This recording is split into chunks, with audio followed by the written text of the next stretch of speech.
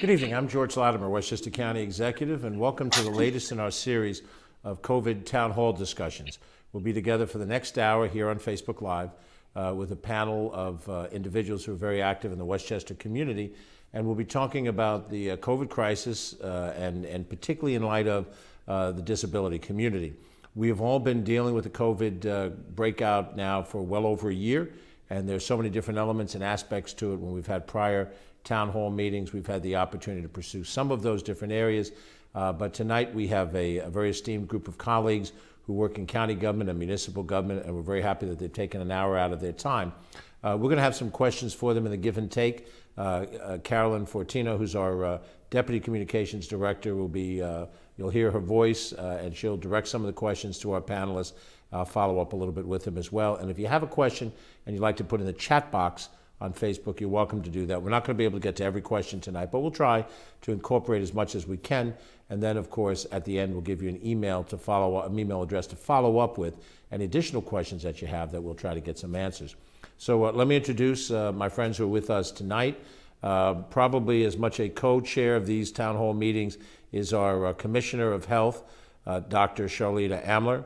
She has been involved in this amongst many other experiences in her career, other epidemics, but I don't think any of us have had an experience in a pandemic like this. But Dr. Amler has led us through this process. She is a pediatrician by profession, but she's been a public health leader in both Putnam County and now in Westchester County through two county administrations. And Charlita, we're all very happy that you're with us to help guide us as part of this. Welcome to the panel again. Thank you. I think the one thing we know for certain is that COVID has impacted almost every aspect of our population, whether it be the very young, the very old, if you're pregnant, disabled, no matter what portion of our population, we've all seen an impact. And so as a county, we have been working very diligently trying to ensure that vaccines can be provided to our entire population, and we hope very shortly we will be able to offer vaccines to children less than 16 years of age. And I look forward to a very interesting dialogue on this topic tonight. Thanks very much, Dr. Amler. We're also joined by one of Dr. Amler's colleagues, who is also a commissioner of one of our county departments, Michael Orth, who's commissioner of our Department of Community Mental Health. Michael has done a fabulous job in that department with a range of issues and problems that come before him, and he served as well in the prior administration.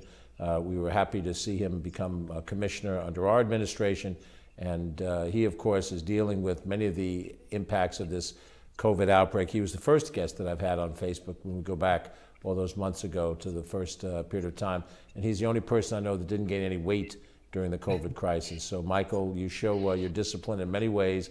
Welcome to the panel. Thank you for being part of it. Well, thank you so much for having me this evening. It's a pleasure to be with my colleagues. As the county executive mentioned, our department has responsibility for the mental health, substance use, and developmental disability system for the county, and that includes educating people, providing resources and treatment. And we do this in partnership with schools, with faith-based communities, with our providers, and with peers. And just like physical health, it's important that we all practice our own mental health.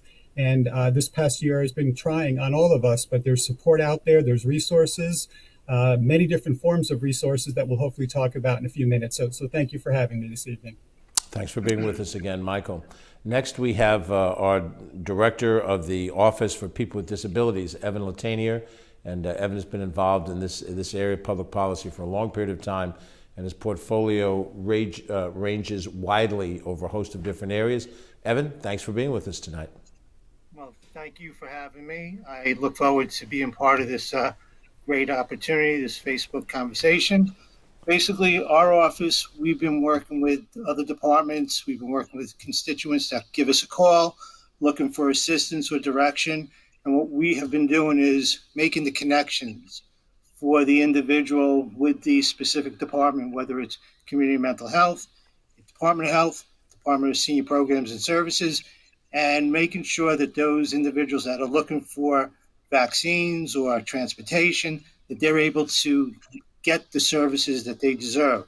Also, my office oversees the day-to-day operations for paratransit, which is public transportation for the disabled community.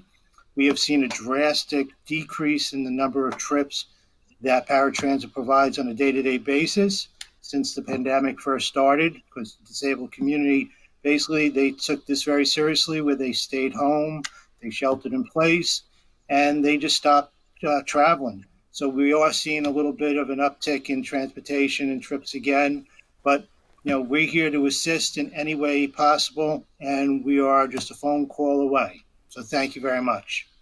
Thanks, Evan, and we look forward to leaning on your expertise as part of this conversation as different issues arise. And then the final member of our panel is my good friend who is the mayor of the city of White Plains, Tom Roach. Tom has served as a member of the council and council president prior to becoming mayor, and by profession a well-renowned lawyer.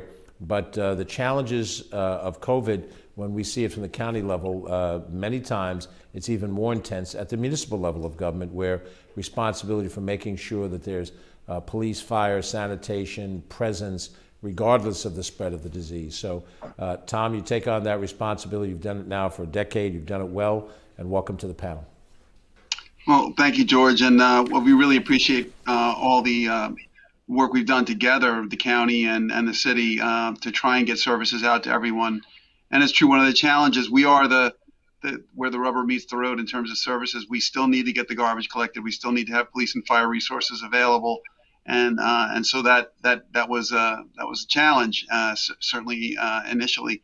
But in terms of the community of people with disabilities, we've worked for quite some time since I became mayor. I brought it back to life with our committee for people with disabilities, and they've done a great job of bringing issues that the disabled community is facing to the fore. And I really think that the work that you do before a crisis comes is really the most valuable. So that when we started to get to the point where we had testing, where we had vaccines, we had facilities that were accessible and able to make it easier for people to get in and get that life-saving protection. So it's been an interesting experience, but I think we've relied heavily on their work leading up to this, and hopefully we're starting to see the light at the end of the tunnel. We just all have to keep focused on that and get through the next rest of this year. Well said, my friend. I'm going to turn over to Carolyn Fortino, who's our Deputy Director of Communications. She'll ask the first question. I'll follow up a little bit as we dialogue through the evening. Carolyn. Thank you, George. Okay, so the first question is actually for White Plains Mayor Tom Roach. What has been done for White Plains residents with disabilities to make sure they have easy access to the vaccine? Well, one thing we've done from the beginning is provide all the information we have out to the public as quickly as we could. And I think that's been essential, so that people understood what's happening, what their options are, and what's available.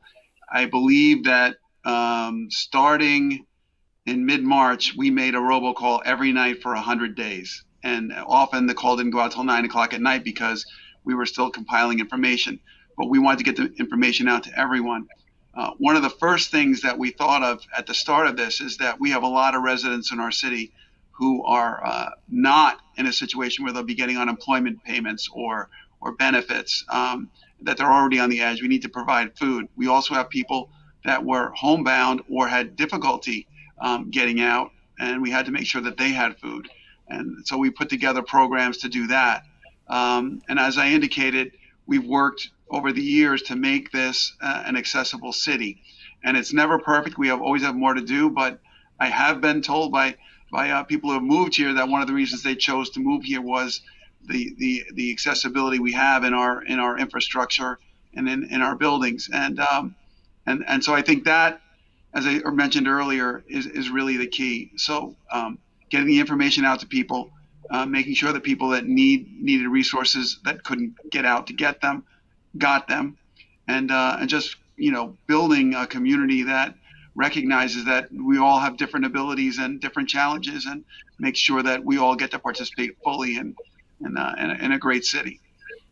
Tom, let me just ask the For people who may not know, White Plains is one of the very few committees, as communities, it may be the only one, that actually has created an advisory council for people with disabilities. And I know you've got some very prominent White Plains residents on that council.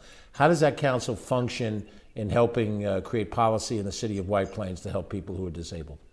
Well, I mean, there's no better source for information about challenges that people face than the people that are facing those challenges. There's that phrase, "No decisions about us without us," and I think that's great. That sums it up very quickly. I can give an example. We were fortunate enough prior to COVID to have Metro North MTA start a full rehab of our train station, and it's been tremendous. And we're getting near the end of it. Our committee for people with disabilities was working with them along the way, making sure that that the final outcome would be positive for people who had accessibility issues, and B, that during the construction there would be information provided and just making sure that the access was maintained during the construction process. And there have been a number of things done at the station that are the result of those communications. And Metro North was reaching out to the committee back and forth, running things by them, and that we really do owe a debt of gratitude to the committee and all the people who volunteered their time. Okay, so the next question is for Evan Latania, the director of our Office for People with Disabilities. The needs of people with disabilities are different and sometimes more complex. What has been done to make sure those with disabilities are kept safe during the pandemic? Well, I think that individuals, when they contact our office and they give us what they need, any assistance with, we will basically sit down over the phone, of course, and review everything with that individual.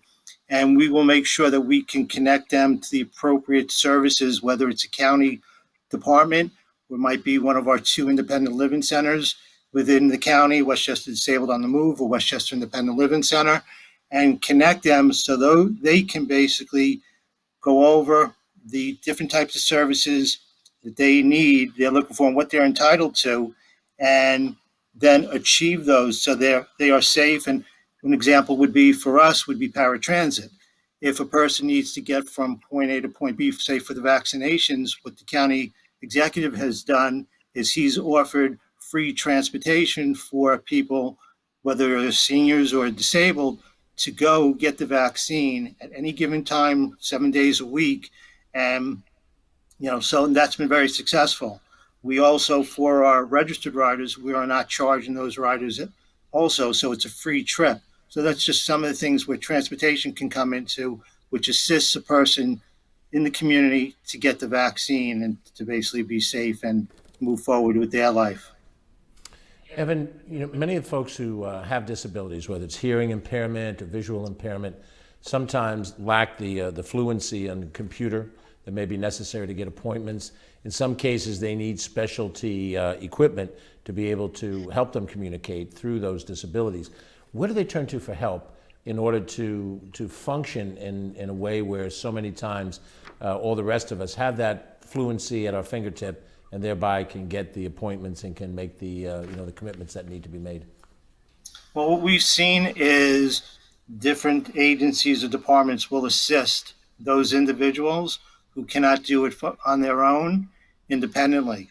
We also work with Visions and the New York State Office for Visually Impaired to get equipment that people might need in their home. It's a process, but we at least start it for the individual, such as individuals who might be deaf who want to go to get a vaccine and they need the appropriate communications. We will set up sign language interpreters to meet the person at the site. Most likely would be Westchester Community College. And we're also working with the Department of Emergency Services to have virtual sign language interpreters available through Language Lines. It's an organization that provides interpreters, through virtually, basically. So we are trying to do everything that we can and touch all areas to make sure that a person can receive the quality of services that a person without a disability would normally get as well. Okay, so our next question is for Dr. Shirlita Amler. I am not anti vaccine, but I am concerned that these vaccines were rushed. I know that millions have taken them, but I am worried about the long term effects and the rare side effects. Should I still get the vaccine? Well, since December 14th of last year, when we first started giving COVID vaccines, more than 180 million doses have been given in the United States. And I think if you look at the recent events with Johnson and Johnson, this points out how safe the vaccines really are, because although there have only been 6 million doses, which is still a tremendous amount of vaccine of the Johnson and Johnson given out, there were 6 individuals who had a problem with blood clots occurring in their brain. And the system was able to detect this very, very rare uh, potential complication and pointed out to the powers that be at the CDC so that they could then make a decision to, in fact, put J&J, the Johnson and Johnson vaccine, on pause until it could be further reviewed. So if you think about that, 6 million people got that vaccine, and the effect was only seen in 6 individuals, and yet that vaccine was put on pause. I think we can all feel very good that they were able to detect this potential complication of the vaccine and respond so quickly. So my answer would be absolutely. The vast majority of people, of those 180 million doses, have had no serious complications, and we know that in fact it has saved untold lives by preventing people from getting COVID. And we do know how many people that nearly 500,000 people have died in this country from COVID. So you're much better, much safer for you to get the vaccine than not.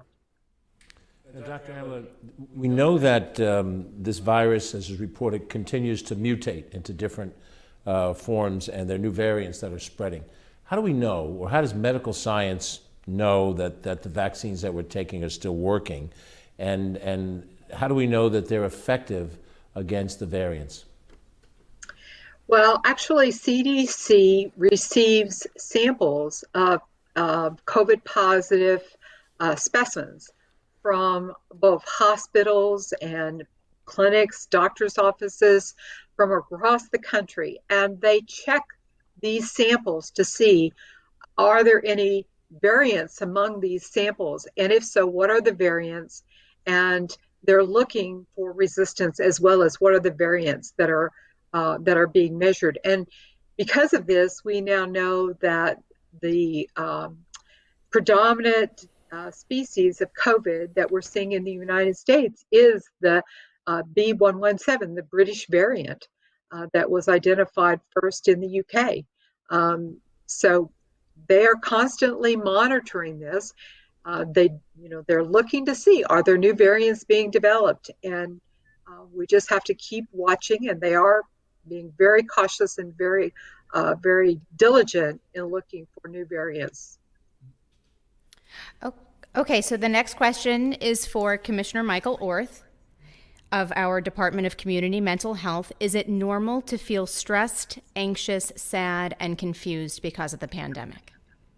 That's a really good question. And the two most important things I hope to get across this evening is, one, these are unprecedented times, and it's taken a toll on everyone's mental health. And many of our residents have experienced different challenges, whether it's health issues, loss, grief, financial hardships, the isolation from school, working remotely. This has led to many of us feeling anxious, depressed, perhaps a bit irritable. Give yourself a break. These are normal feelings. The second thing I really want to share is there's help out there, things that we can do to support our mental health. And whether it's some basic things like nutrition, sleep, good diet, those are things that we have control over. And sometimes it may be helpful to seek professional help. You don't have to wait before it becomes a crisis. You can reach out. There's help available. And I think I often get the question of when should I consider professional help? And if you are sleeping and really having, after several days, getting up in the morning, if it's affecting your relationships to a point where it's really getting worse, or your job or your school, that's the time to reach out for help. And there's a whole array of different types of support, whether it's mental health treatment, whether it's peer support, whether it's medication, whether it's mindfulness. There's a whole array of different resources out there. So don't wait, reach out, and you're not alone. And Michael, from the standpoint of being the friend of or significant other of a person that's experiencing social anxiety, depression, trying to figure out how to cope with the anxiety of this, what would a friend or a spouse, a child for a parent or a parent for a child, how would the other person engage to try to help the individual when it's not, you're not self-aware of something, but someone who's close to you sees that there are mental concerns, and how do they step in and find the right resources to be helpful? That's a really good question. And I think the first thing is just being compassionate, being someone who's willing to listen, have the person talk a little bit about their experiencing, normalizing some of the conversation, just like we would do with other issues. If you have a swollen ankle, if you're not feeling well, make the person comfortable talking about it, and then saying that I noticed that you're acting a bit different. It seems like you've been struggling going to work. Just being there, listening, and then hopefully maybe linking them to some services and offering resources that may be available in our county. Now, we've asked a couple of basic questions, but we want to make sure that the audience is included in this discussion. So if there are any questions, you can put them in the comments section here of the Facebook post. Some may have been received earlier. I'll ask Carol if we have some questions from the audience. Yes, we do, George. So the first question can be answered by Evan or Michael, or really anybody on the panel that wants to chime in. But can we please speak to the status of the homebound vaccine program? How are we progressing in this direction? What about folks that feel that Pfizer is a better personal choice for their circumstances? I could chime in regards to the homebound. My office, we've been receiving a lot of calls, me personally, for people requesting for their elderly parents or individuals with various disabilities that they can't get out of the house. How could they get the vaccine? And I personally will take the information. We'll have a long conversation with the parent or the advocate that's calling on behalf of this person. We go over, gather the information, and I always tell them that somebody from the appropriate department, and I'm honest with them. I will tell them Department of Senior Programs and Services, or I reach out to the Department of Health, and I tell them that somebody will contact them within the day to the next day. And I have always received a follow-up from the person I spoke to, thanking me that somebody has called rather quickly, and everything is set up for them. So in regards to the homebound program, I've only seen positives to date, in which I'm very impressed with the staff of the county departments. They take it seriously and they move very quickly as well. Dr. Amler, I know that your department has been directly involved in our clinics, both at White Plains Health Clinic in downtown White Plains and in the community college gymnasium to give out vaccines. And the homebound program, I know we were able to start with the Johnson & Johnson product because it was a one-shot project, which made it easier. You could go to a home setting once and not have to do it multiple times. What's your sense of because you've certainly been involved in a host of different vaccination settings, how we treat the circumstances given what has happened with the pause on Johnson & Johnson, and whether or not that creates excessive concern for homebound or anybody about having confidence that the vaccines are fine? Well, as we have been working with Empress Ambulance Company, and they have been, under our directions, sending paramedics into the homes of individuals who are homebound. And we have been using Johnson & Johnson because it allowed us to do one shot and not have to return. And this was the preferred for a lot of people. Of course, since Johnson & Johnson has been put on pause, we will be using Moderna. The only issue with Moderna is that it will require us to return 28 days after the first shot to administer the second shot. Um, these two vaccines are totally different. Moderna is actually a messenger RNA derived vaccine, where the Johnson and Johnson was using a replicant incompetent um, adenovirus, and so they're two totally different types of vaccine. We won't be using Johnson and Johnson until we get clearance from the CDC and the FDA to resume use of that, and that would be only after they have taken a very wide look at this potential complication and decided whether or not to proceed. So for the moment, we will not be providing Johnson and Johnson for anyone, including the homebound patients. And Tom, let me just ask the question relative to the homebound in the city of White Plains, and you have a large population, well over 60,000 people. I know you have a very robust senior program that's been continuing through the pandemic, your police department and so forth. How difficult a task is it for a municipal government to identify the not just the number, but the actual individuals that are homebound within a community, so that if the homebound vaccines are available, that you can connect the need with the supply? Well, it is difficult, but we do have a strong senior program, and from the beginning, we've been in communication with those people. Also, the mayor's office serves as, in New York City, they have 311. We're not big enough for that, but the mayor's office is basically White Plains 311. So we receive calls from people needing assistance, and in the times, these robocalls that I did, we're down to one a week. We didn't just do the call. We also did an email. We did a text. It was out on our website. But I felt like the phone call was very vital because for a lot of people, seniors particularly, that's how they prefer to receive their information. Younger people prefer text, and we were able to put out and let people know, if you need help, call this number, reach out to us. If you know someone who needs help, reach out to us. And it was effective. And so I feel that a lot of issues have come our way, but we've been able to step up and respond to people in need. And it is complex, but it's what we're here for. Okay, so the next question is for Commissioner Michael Orth. What is the best way to ease hesitancy about the vaccine among those that are dealing with mental health issues? Well, I think that's the first thing is that everyone is unique, everyone is different, and just having a safe place where people can be non-judgmental, get a better sense of what some of the concerns or apprehension is about the vaccine. And the other good thing is that there are other peer-to-peer services within Westchester County. We're fortunate to have many organizations like Westchester Independent Living Center, Family Ties, NAMI of Westchester, where other peers can also provide support, education, information. And sometimes it's better coming from a peer who may have some similar experiences or concerns and hearing it from a peer. So we encourage people to reach out to those organizations. If you call our emotional wellness line, 914-995-1900, we can connect folks to different resources that may help them in making decisions and learning more and getting information. Okay, so the next question is for Dr. Amler.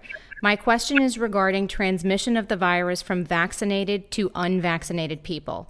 I have completed my vaccinations. If I am exposed and asymptomatic, will I be able to unknowingly transmit a serious, life-threatening disease to a loved one who has not yet been vaccinated?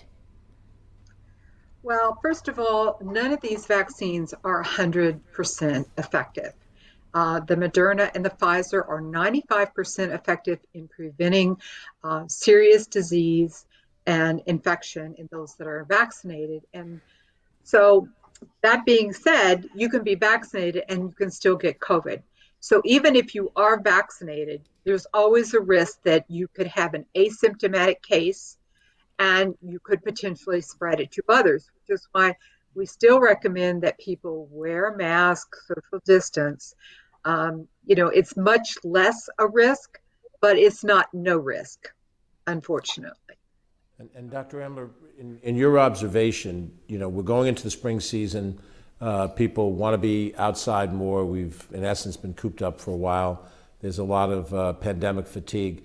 Do you think we're really at an even more critical point at trying to maintain this kind of discipline because we're almost at the finish line in theory, and so there's a desire to be at the finish line even if we're not quite there yet? Yeah, we kind of kid about it all the time and say everybody has COVID fatigue, but all kidding aside, it's a reality. We are all, tired of dealing with this virus, but the virus is not tired of dealing with us. So it's still very, very important that we continue to do all the things that we've done to stay safe because we'd like to reach herd immunity. To reach herd immunity, we need at least between 70 and 80% of our population vaccinated. If we can get to that point, then there's less of a risk of us spreading disease to others. It's really a race between us vaccinating our population and the development of new variants. But the more people we have immunized, the less risk there is for variants occurring and less risk of these variants then being able to overcome the vaccines that we are currently using. And just so everybody knows, as we're standing today here on Thursday, our total number of active cases has gone below 5,000 for the first time since before Thanksgiving. We're, I think, about 4,800 cases, 4,500 cases now, down from 11,500 3 months ago. But we still have 4,500, 4,800 cases. We have, as of the last time we looked, about 190 people hospitalized for COVID. Now, that's nowhere near the maximum capacity of our hospitals, but 190 people is still a lot of individuals. And we lost 17 people to COVID in the last week. Now, we've had days and nights where we've lost multiples of 17. So 17 within a week is, a good direction, but it's still 17 individuals whose lives are lost. And as I think Dr. Amler just said, COVID is not finished with us. We're seeing that example when people are in the hospital, when people have passed away because of this. Carolyn. Yes. The next question is for Evan Latania. What type of resources are available for the hearing impaired community when they go to receive the vaccine? Well, we have sign language interpreters at the site. We coordinate with the individual that is deaf or hearing impaired. They should reach out to our office so we can have the date and the time, and we will then coordinate an interpreter. It's no cost to the individual. The county covers that. And then we will work with the Department of Health to make sure that that person is registered, such as at the Westchester Community College, and an interpreter will be waiting for that person when they walk in, and then they will walk them through and translate with the individual from start to finish. We're also working with the Department of Health and Department of Emergency Services to have a virtual sign language interpreter available at any given time, with the appropriate equipment, whether it's a tablet, it's a laptop where they can walk through with that individual and translate for the person receiving the vaccine. So we are making sure that we are doing what we need to do for the deaf and hearing impaired community. And it's just being on the same page so we make sure that that person, when they have their visit, they are taken care of and they have effective communications at all times. Okay, the next question is for Michael Orth and Evan Latania. How do we convince families that it is safe to come back to programs in person once they have received their vaccination? Yeah, Michael, would you like? Sure. To begin from a mental health perspective, I think we have to appreciate and recognize that everyone is different and their anxiety, their concern, we need to be mindful and respectful of that and provide as much accurate information as possible. There's some things that we can do, some mindfulness, helping people sort of cognitively transition back, help them feel a sense of safety and connectedness when they return. So there are things that we can do as families, as community, as schools, as places of business to make it an easier transition. But it starts with really being person-centered and really being respectful of where that person may be in terms of the transition and the virus. I think also. Go ahead, please. I also think in regards to on our end, we listen to the parents or the families when they call. We listen to all their concerns, and we basically will go over the different scenarios, what could be offered to the person from transportation, what we're currently doing on paratransit, and regarding cleaning of vehicles, social distancing, and then we also offer to the families where you're going to have to make sure that you talk to the different programs that your son or daughter might attend and see what they are doing and what they have in place to ensure your child's safety. As a parent myself, I tell them you have to make the decision that you feel is best for your family member. And I think that just listening and then hearing the family member out and offering some direction, some advice, and what the county is currently doing goes a long way. And I think it reassures the person that the decision that they're going to make is the best for their family. And again, as what Michael said, everybody is different, everybody is unique. So those individuals need to make the best decision for themselves, and those decisions need to be respected as well. Okay, the next question is for Dr. Amler. Some people have still reported contracting the virus after they have already received the vaccination. Why is this, and what does that mean? Well, as I was just saying, it's not 100% effective. Unfortunately, I don't know of any vaccine that is 100% effective. So it still means that we need to be careful and continue to do the things that we have done. Although when someone does test positive who has been vaccinated, uh, there's always the concern that is this a variant? And that's why, as I said before, CDC is watching for the appearance of variants and very diligently trying to make sure that we are not seeing variants develop that are resistant to the vaccines, which so far has not been the case. And I would think that we all have to grasp that the vaccines have come along just within the last few months. They were tested late fall. They came on the market in response to an urgency need for it. But we haven't had the chance to see what the circumstances are over the long term. We all desire to have specificity. We all like to know, we're going to need to get booster shots. Are we going to have to be vaccinated in another year, and how long? And those are questions that just can't be answered in the immediate moment. So just as we were before we knew that there were vaccines, and we had to sort of persevere and get through this with discipline and all those attributes, so do we still have to try to let medical science at the proper time frame advise us on these things. And every so often we'll get differing advice. I know Tom deals with this as a mayor of the city.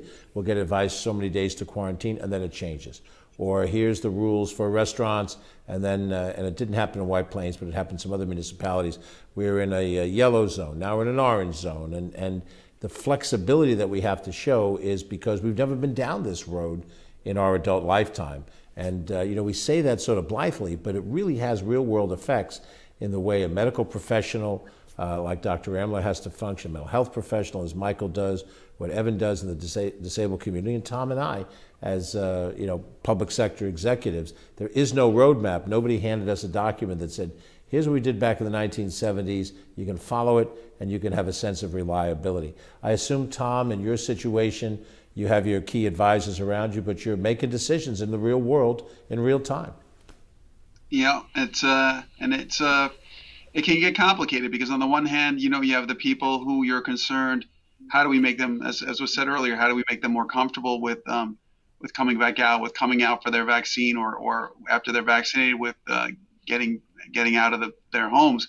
But you have the opposite end of the spectrum of people who just have had trouble going along with the restrictions that we have put in place, and they're really ready to go. And so, we're trying to really focus now on, urging people to get the vaccines. It's become so much easier to get them. I mean, there was a point when I had a friend who drove to Syracuse to get her vaccine.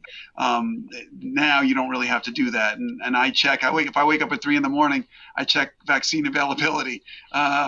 During storms, I check how many lights came back on while I was sleeping, but now I check vaccine availability because we want to make sure that people know it's there, that and get them the protection they have. So it is it's a moving target, but we are moving in the right direction, and we're all seeing uh, positive change. And that's what I try and focus on with people, is instead of focusing on what we've given up or what we've lost, which is tremendous, and we've lost people uh, far too early, and that's devastating.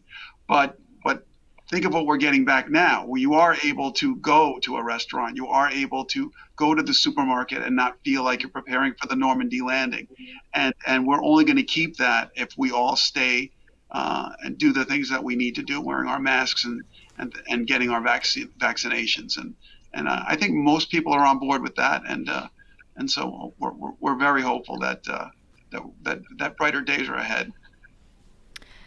And in follow up to that, Mayor Roach, the next question is about White Plains or any other municipality. How can you go about planning things, summer events, concert camps, things like that?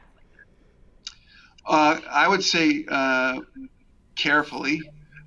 We did have summer camp last summer, and we're going to have summer camp again. It's a different type of summer camp. And so there's a lot of consideration that goes into it. Fewer young people were able to participate this year, and that was something we had to deal with right at the beginning. So we created a lottery system. And in terms of big events, I think we're taking let's not, we can see the finish line. Now is not the time to make a mistake. At the very beginning, one of the first events I canceled was the St. Patrick's Day Parade in White Plains, which is a huge event here. And there were some that on social media who said that's an overreaction.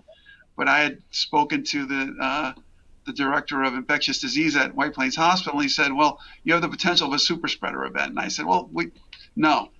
And I think that we don't want it to be now, as we hopefully are coming down the hill and coming back to normalcy, to do anything that might cause that to rise. We have a fireworks event here in White Plains that draws a lot of people, and it's not happening this year. I know many people would feel like, but it's outside, but so many people come to it. It would be impossible to keep people distant from each other, and we're just trying to make sure that we don't lose any more people. And I think to reinforce what the mayor said, we are trying to make the same kind of pragmatic decisions in the county government. What can we keep open safely, and what can't be done safely? In this regard, we've used the advice of Dr. Amler and her colleagues in the health department. Last year, we kept all of our golf courses open because they're socially distanced. You don't, play defense on somebody who's playing a round of golf. They're free to have their strokes separate from others. We maintained Bicycle Sunday, which is a great recreation, and in fact, those two areas had record numbers. But we did not open Playland last year. There was a state mandate, but we chose to make the decision not to open it because we didn't think we could manage it during the heart of the pandemic. And similar to what Tom indicates in White Plains, we did some functions like our public pools, which include Saxon Woods in White Plains, and our two beaches, but we changed the structure of how they were operating. They had 2 sessions in the day, and there was sanitizing and so forth. Now this year, we intend to open Playland in late June. That will be a logistics challenge. How are we going to make sure that every time you jump in a bumper car, you're confident that that bumper car has been sanitized since the last person was in it? And like White Plains, we have big fireworks shows at Kensico Dam Plaza for Independence Day weekend and at Playland, and those fireworks shows are not going to happen. So I think we're all trying to be pragmatic. What do we think we can do that would be effective and helpful and that we can do safely? And we refer to Dr. Amler, do you think we can do this? And our Commissioner of Parks and Recreation, Kathy O'Connor, will present a plan, and it seems plausible, it seems workable, and we're going to go through that this summer, although I suspect this summer is going to be a lot better than last summer in terms of the things we'll be able to do, and that this fall will be a lot better than last fall in terms of the things that we would do. Carolyn, other questions that we may have? Yes. The next one is for Dr. Amler. Why do some people have a bad reaction to the vaccine and others do not? Well, I wish we knew that, and unfortunately, no one really knows. But that's why we have the vaccine adverse reaction reporting system, which is a federal system, so that when people have a vaccine and they do have an unusual or adverse reaction, they can call or they can go online and fill out a report. And these reports are closely monitored so that if there's any pattern of development that may indicate that it is actually a problem with the vaccine rather than with the person who received the vaccine, something in their body, something in their immune response, then that's when the VAERS system, really kicks into gear, like we saw with Johnson and Johnson, and vaccines may be recalled or put on pause, as has recently happened. Carolyn, additional questions? Yes. Also for Dr. Amler, how likely is it that a booster shot would be needed in the future, similar to what the CEO of Pfizer announced today? So this again is being studied. As the county executive was saying earlier, we really don't know at this point. So we continue to monitor people who've been vaccinated. There are people who are in study groups who've been vaccinated, and these individuals are continuously looked at to see, do they still have sufficient antibodies in their body to make them protective, to be protective against COVID. And so, as we continue to monitor people who've been vaccinated, that's one way. Also, we look to see people who have been vaccinated in the general public, if they start developing COVID, that would also be a key that we could be having problems. And so, both of these areas are monitored, and we'll, hopefully, over the course of time, know whether we're going to have to do a booster, and we'll learn. So, like right now, we were saying that that you had to quarantine if you had traveled and you had not been vaccinated and had been, more than 90 days, you had to quarantine. And then that stopped. And so now we're not doing that because we do know that people do have antibodies longer than 90 days. How long they're going to have antibodies waits to be seen. But we hope that it will be a very long time. Very good. Let's keep trying to go through the lightning round with as many more questions as we can get in before we hit the top of the hour. Okay, so the next question is for Evan Latania first, and then also to Michael Orth. How has the nature of your job changed, and do you find it more difficult to deliver the services that people need? Well, for me personally, things have become somewhat quieter in the beginning during all this, with staff working from home. Paratransit as an example, the day-to-day trips have diminished greatly. Coordinating with staff from home, following up, making sure people are doing their day-to-day responsibilities. Less calls coming in at the beginning. It was very quiet, and talking with my partners out there, we found a lot of things that that I was told it was just very, very quiet. And over time, things started picking up, but you also became creative in what you would do during the day. And you've reached out more via phone. There was a lot of things virtually that we learned to do, specifically myself. And, we kept busy overall. We made sure that we were providing the services, following up with constituents that would reach out to us, whether it's by phone, emails, WebExes, Zoom meetings. We made sure we got the job done, and we made sure that those who reached out to us were being provided the services that they needed.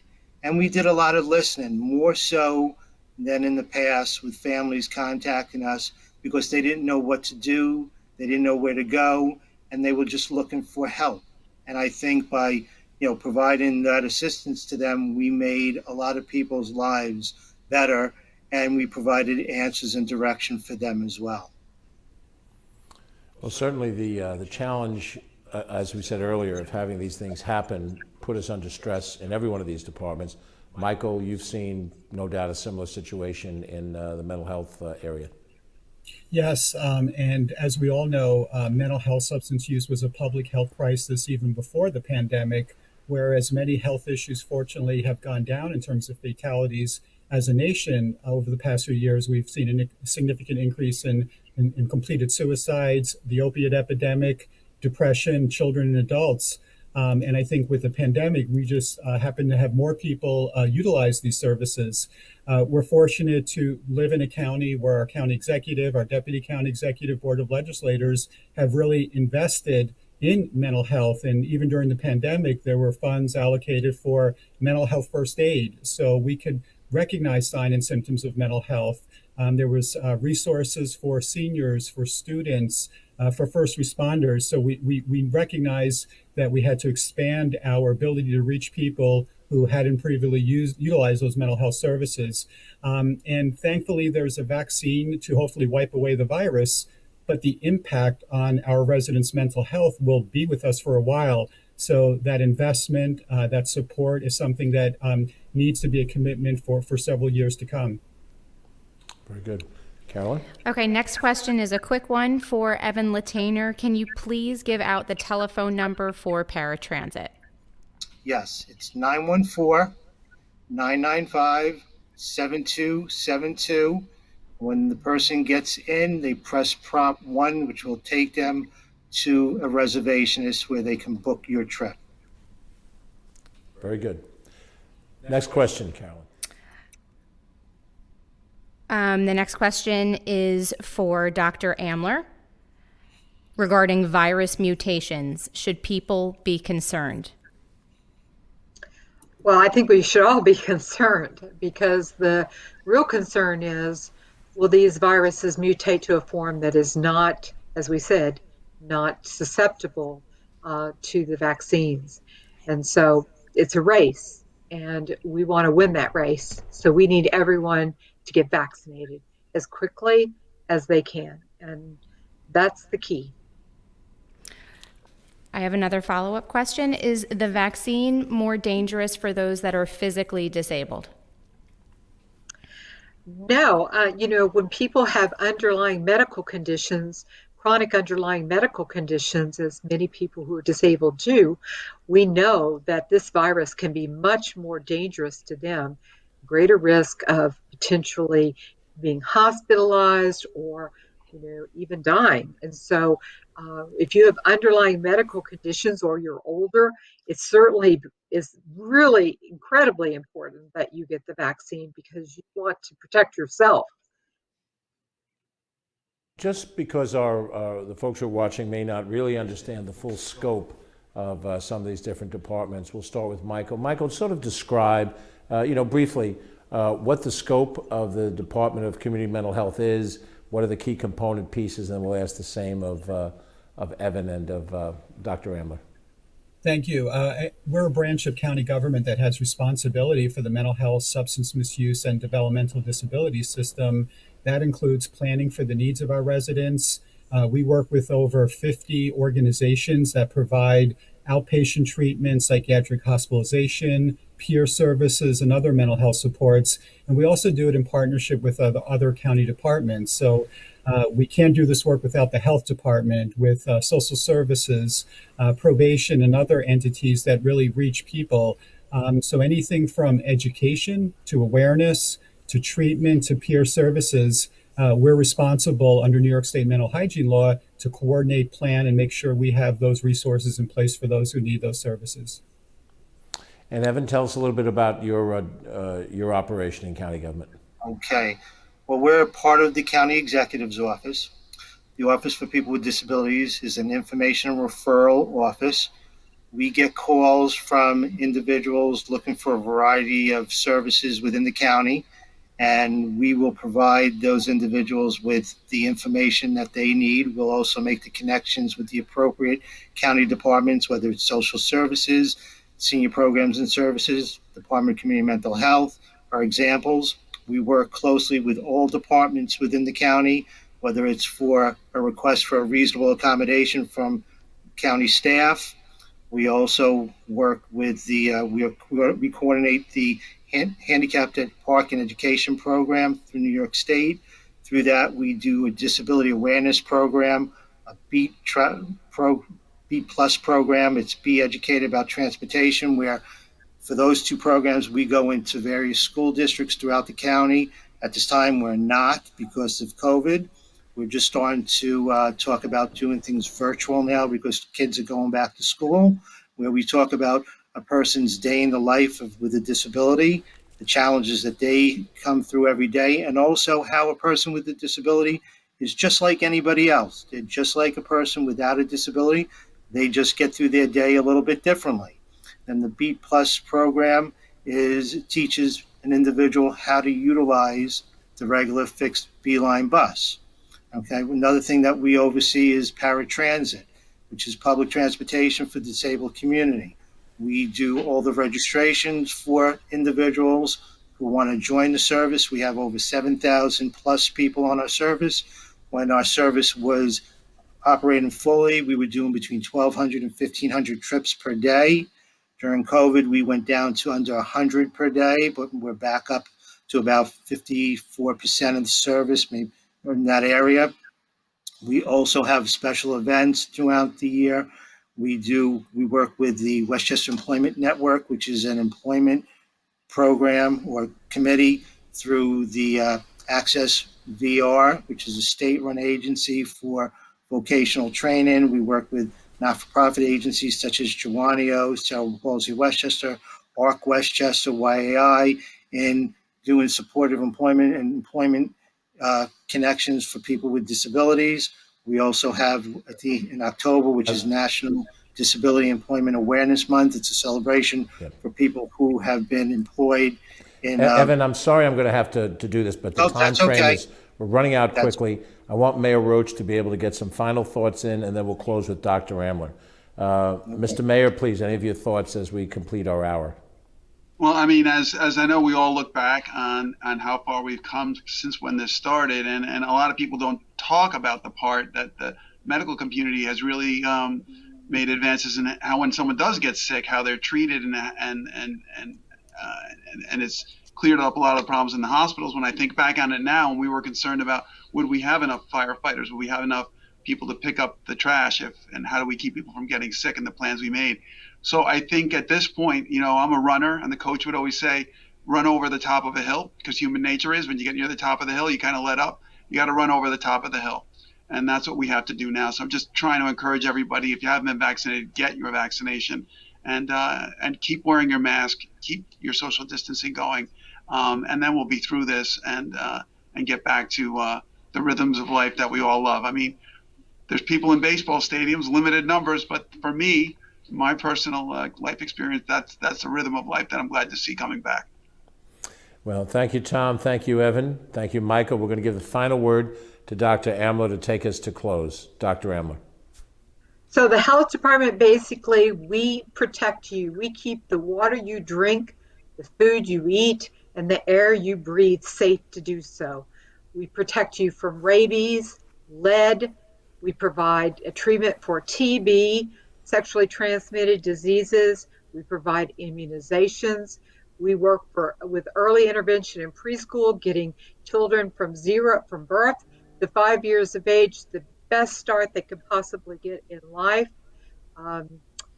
Let's see, what else do? We do so much, but I think septic, as we said, chemical spills, COVID, we have done testing, we have done contact tracing and case investigation, we have done the vaccines, we have worked with the schools, gymnasiums, almost any entity that's trying to open and stay open, restaurants, to try to make sure these entities know how they can operate in a safe manner. And I really have to thank my staff who've been really diligent in trying to protect the public against COVID. It's been a huge effort, and they've been very tireless in the work that they've done. Well, as we close out tonight, I want to thank all members of our panel, the three who are critical leaders in the county government, Dr. Charlita Amler, our Commissioner of Health, Michael Orth, who's our Commissioner of Mental Health, and Evan Latania, who heads our Office for Disabilities.